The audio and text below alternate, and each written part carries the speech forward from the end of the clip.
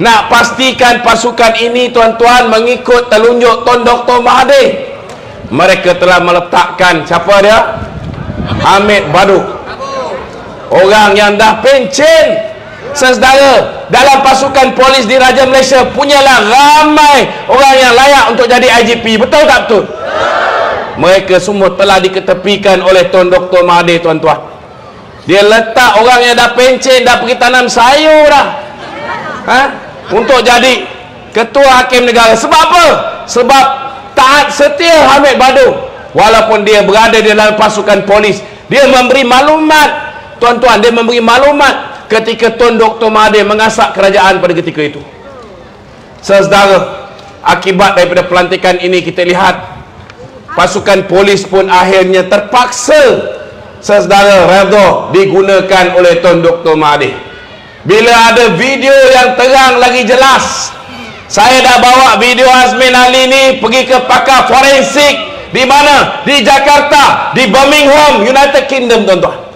Pakar forensik mengesahkan pelaku seks luar tabi'i di dalam video itu tidak lain, tidak bukan. Siapa dia, tuan-tuan? Azmin Ali. Malah pasangan dia juga, pakar forensik mengesahkan itu memang Haziq.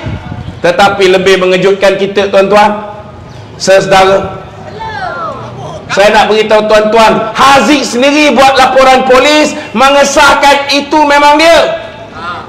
Ada pendakwaan? Apa jawapan daripada ketua polis negara ketika itu? Kabur, tuan-tuan. Kabur. Saya hari ini nak mengesahkan bahawa pandangan, penglihatan ketua polis negara ketika itu Hamid Badu tidak kabur. Apa bukti dia? Bukti dia, tuan-tuan, kita suruh dia bawa balik Jolo, dia tak boleh bawa balik Jolo. Tunggu daripada Disember. Dia kata Disember 2018 kita akan bawa balik. 2 Disember 2019 dah berlalu, 2020 dah berlalu, 2021 dah berlalu, 2022 dah nak datang. Yang berlalu, tuan-tuan, ialah Hamid Badu. Jolo jumpa tak? Yang dia jumpa jodoh, tuan-tuan. Bukti bahawa penglihatan dia tidak rosak, tidak kabur, masih baik, ialah dia pandai pula cari bini yang cantik, tuan-tuan. Betul tak? Molek je, tuan-tuan. Sahabat kita Tan Sri Hamid Badu ni dapat isteri. Saudara, ini apa yang berlaku zaman Pakatan Harapan.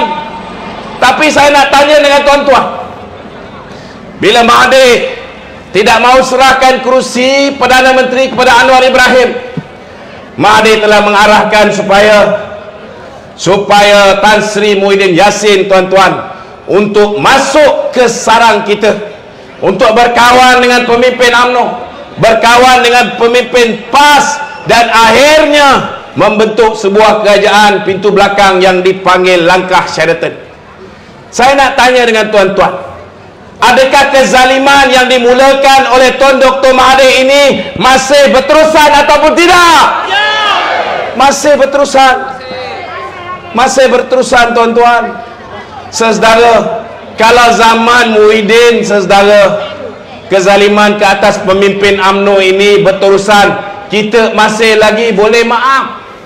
Sebab kita tahu Muhyiddin sakit hati dengan Dato' Najib, betul tak? Kita tahu Muhyiddin sakit hati bila dipecat daripada presiden, daripada jawatan timbalan Perdana Menteri. Kita masih boleh terima dia sakit hati. Dulu dia hidup senang, tuan-tuan, jadi menteri, dah tak jadi menteri, dah tak jadi. Akhirnya, tuan-tuan, bila UMNO membuat keputusan memecat keahlian dia selepas tahun dia direhatkan sebagai timbalan Perdana Menteri, dia sakit hati, kita boleh faham, tuan-tuan. Tetapi yang kita tak boleh faham, saudara, macam saudara Hisham cakap tadi, Perdana Menteri sekarang ini daripada UMNO. Betul tak betul? Perdana Menteri sekarang ini daripada UMNO. Kita bukan minta Datuk Seri Ismail Sabri campur tangan, tidak. Kita tak nak dia campur tangan dalam urusan mahkamah. Kita faham prinsip separation of power. Kita faham pihak judisiari tidak patut diganggu oleh pihak eksekutif. Kita faham Jabatan Peguam Negara tidak boleh mengarahkan badan kehakiman. Kita faham. Tetapi yang kita minta ialah supaya Perdana Menteri jangan campur tangan. Itu dia. Sebab kalau tidak ada campur tangan, kalau tidak ada orang yang menghalang Hakim Nazlan disiasat, tuan-tuan, bila pihak SPRM, kita ucap tahniah kepada pasukan SPRM, dia dah selesaikan siasatan ke atas Hakim Nazlan 21 Mei 2022, tuan-tuan. Dia dah bagi kertas siasatan. Sepatutnya selepas Hakim Nazlan bagi kertas siasatan, saudara, Jabatan Peguam Negara kena teliti kertas siasatan ini. Dan di peringkat awal, saudara, pada ketika itu Tan Sri Idrus, Peguam Negara, sudah mengesahkan, sudah terima. Betul tak betul? Dia kata kita sedang meneliti. Itu dah cantik dah.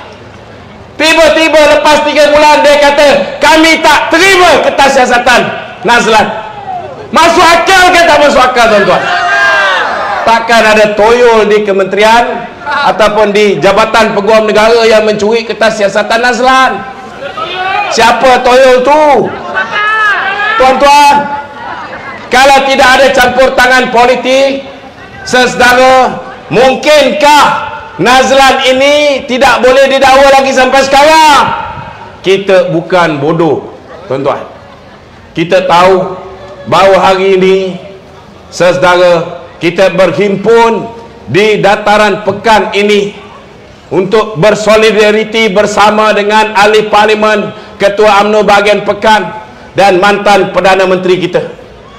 Tidak lain tidak bukan, tuan-tuan, hanya kerana ada setengah pihak termasuk Perdana Menteri Malaysia hari ini takut, tuan-tuan, dengan kehebatan dan sokongan rakyat kepada Datuk Seri Najib Tun Razak. Itu saja, tuan-tuan. Itu saja. There is no other explanation. Saudara, siapa yang takut dengan Datuk Najib? Yang takut dengan Datuk Najib, yang tak nak Datuk Najib turun berkempen untuk Barisan Nasional, nombor 1, tuan-tuan, ialah Mahathir Mohamad. Kenapa Mahathir Mohamad, tuan-tuan, takut? Kerana Mahathir Mohamad takut kalau Datuk Seri Najib kembali di dalam kerajaan, maka mungkin kita tak dakwa dengan dia. Kalau dakwa dia, tuan-tuan, kita lokap, penjarakan dia, tiba-tiba digigit semut, mampus di dalam penjara, kita kena jawab. Dia tahu dia kebal, dia tak boleh masuk penjara. Tetapi, tuan-tuan, yang dia paling takut, saudara, dia takut anak-anak dia akan dipenjarakan.